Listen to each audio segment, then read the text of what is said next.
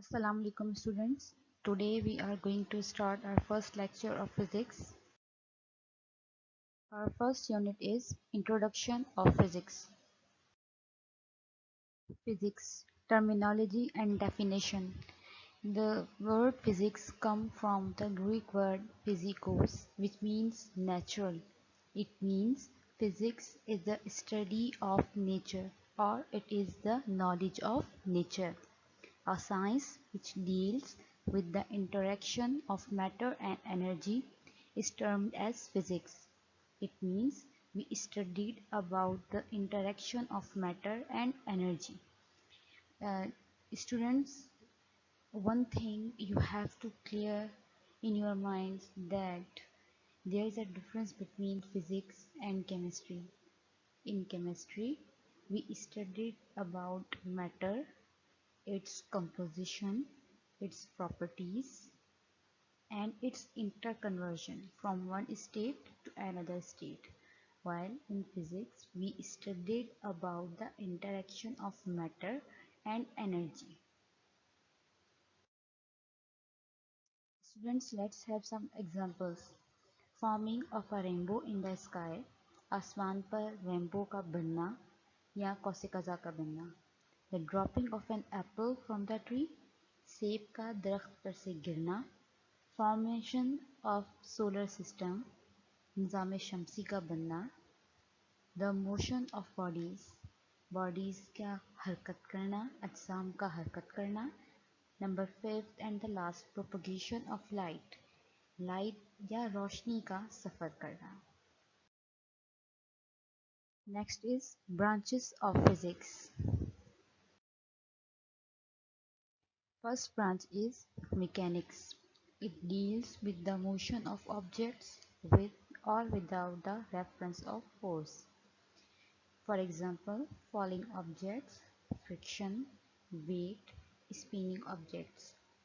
Students, mechanics में हम objects की हरकत को पढ़ते हैं, फोर्स के साथ और फोर्स के बगैर.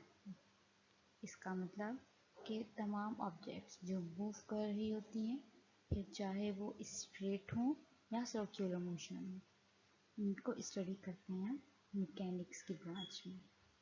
फॉलिंग ऑब्जेक्ट्स यानी कि कोई चीज़ ऊपर से नीचे गिर रही है. जब कोई चीज़ ऊपर से नीचे गिर रही होती है तो वो स्टेशनरी या रुकी हुई नहीं होती, बल्कि वो मूव कर रही होती है. फ्रिक्शन, फ्रिक्शन के बारे में आप लोग जानते हैं कि फ्रिक्शन एक रबिंग फोर्स है.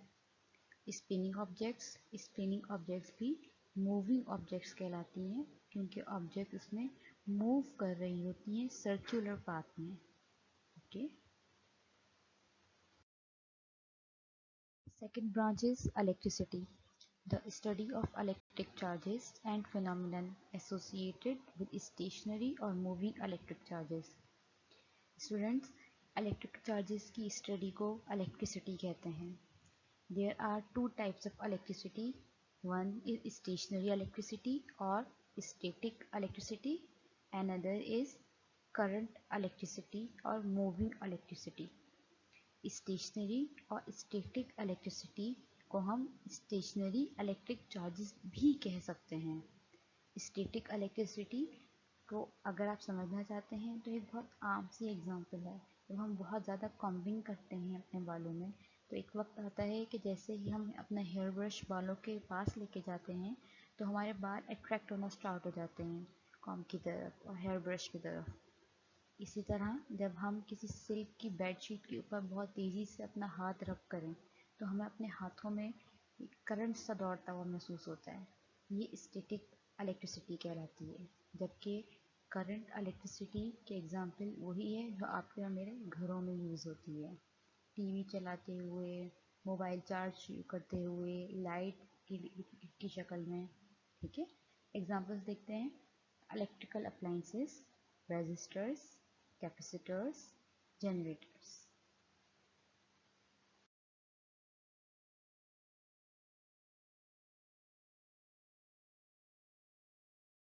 Third branch is electromagnetism.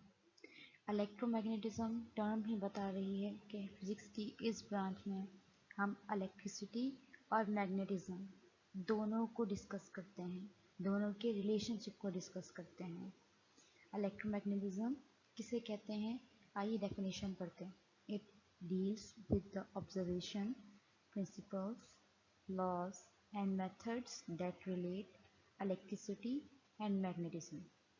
हम इलेक्ट्रिसिटी एंड मैग्नेटिज्म की रिलेशनशिप को पढ़ते हैं, ऑब्जर्वेशंस को डिस्कस करते हैं, लॉस पढ़ते हैं, हम वो तमाम मेथड्स पढ़ते हैं कि जिससे मैग्नेट बनता है, हम किस तरह एक ऑर्डिनरी बार को मैग्नेट में कन्वर्ट कर सकते हैं, हम किस तरह एक मैग्नेट को एक ऑर्डिनरी बार में कन्वर्ट कर सकते हैं।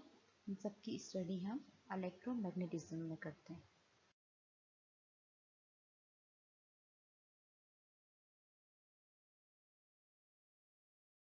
Fourth branch is atomic physics. Students, it is concerned with the structure and properties of atom. Basically, atomic physics is primarily concerned with the arrangement of electrons around the nucleus and the process by which these arrangement changes. Students, atomic physics में हम सिर्फ atom के structure और properties को discuss करते हैं। हम देखते हैं कि एक एटम के अंदर इलेक्ट्रॉन्स किस तरह से अरेंज हुए हैं अराउंड द न्यूक्लियस, और हम इन अरेंजमेंट्स को किस तरह से चेंज कर सकते हैं। Okay.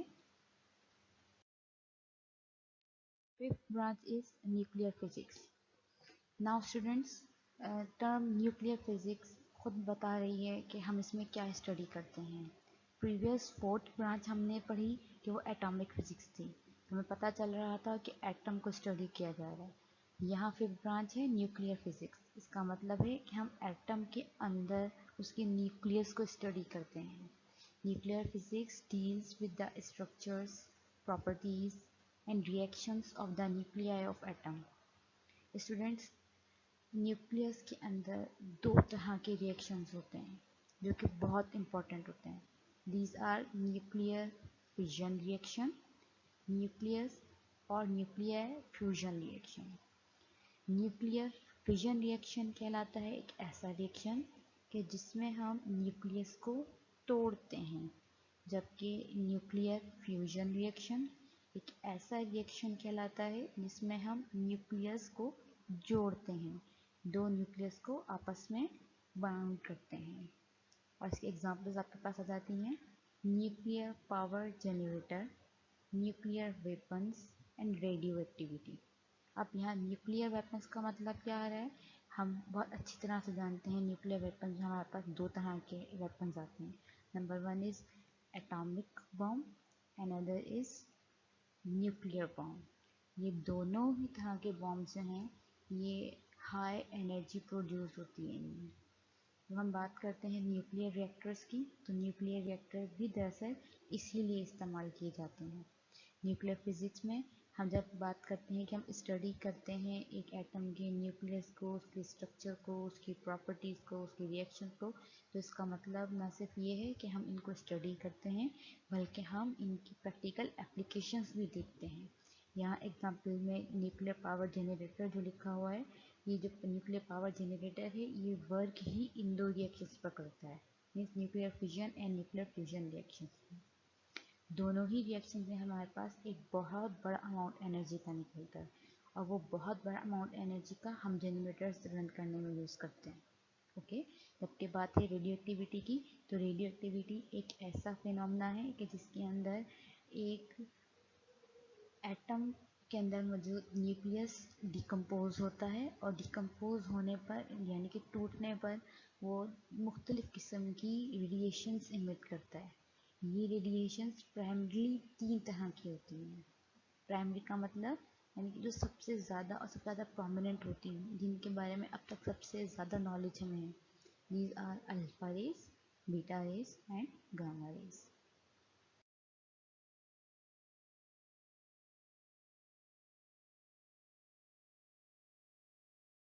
Six branch is plasma physics. Students, plasma physics में हम फोर्थ स्टेट ऑफ मैटर को डिस्कस करते हैं।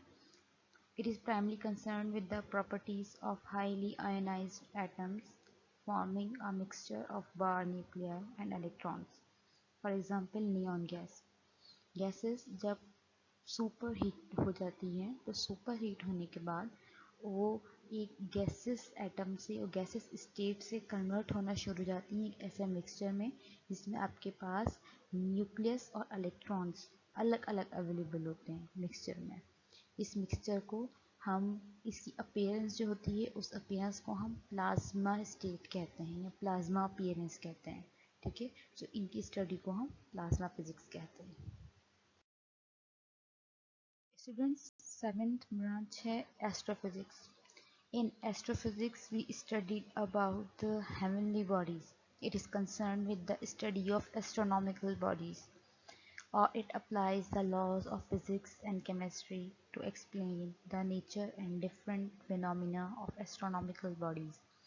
स्टूडेंट्स, एस्ट्रोफिजिक्स में हम हेवनली बॉडीज़ की नेचर को पढ़ते हैं, हम उनकी लाइफ को डिस्कस करते हैं और कुछ नए से नया डिस्कवर करते हैं। एस्ट्रोफिजिक्स में हम प्लैनेट्स को स्टडी करते हैं, हम सोलर सिस्टम को स्टडी करते हैं, हम nebula, black hole, telescopes, satellites, इन सब को स्टडी करते हैं। गैलेक्सीज भी स्टडी की जाती है इसमें। ओके,